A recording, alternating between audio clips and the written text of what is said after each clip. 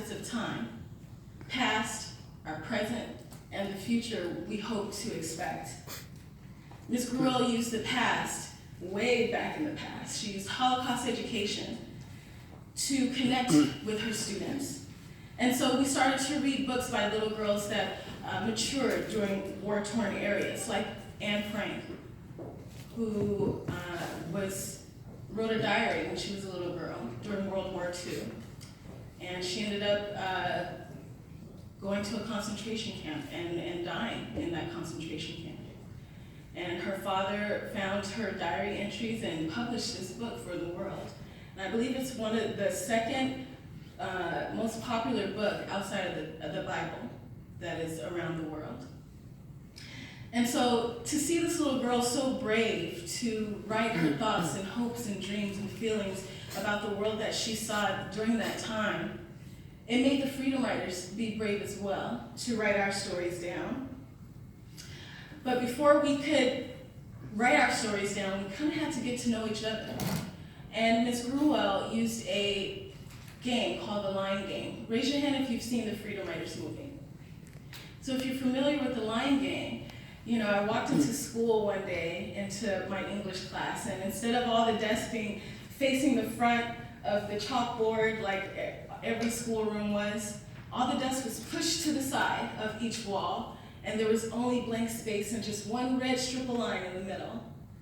And Ms. Gruwell told us to line up, and she started to ask us questions to get to know each other.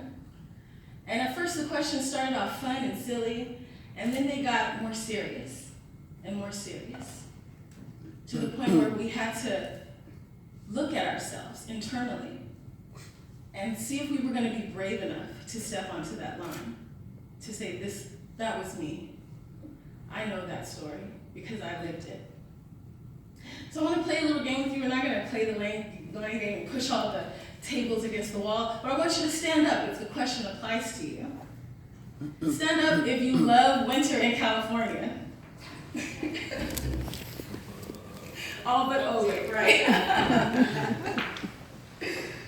Stand up if you know who Drake is and you like to. All the people in the back, I kind of knew that. I know who Drake is. Surprise, surprise. Now look at this. Start from the bottom. Stand up if you were adopted. Sit down. Stand up if you have adopted someone. Not in this room. So far, I might be. Hey, there you go. All your kids, that's right.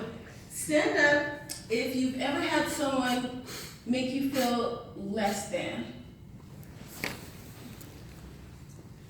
I want everybody to kind of look around the room so you can see other people have walked the shoes you've walked and have experienced the things you've experienced. You can sit down.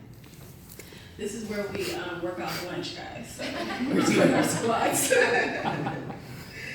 Stand up if you've ever had your lights turned off or ever been evicted. You can sit down. Stand up if you've ever had Child Protective Services come into your home. You can sit down. And finally, stand up if you or someone you know has ever been homeless.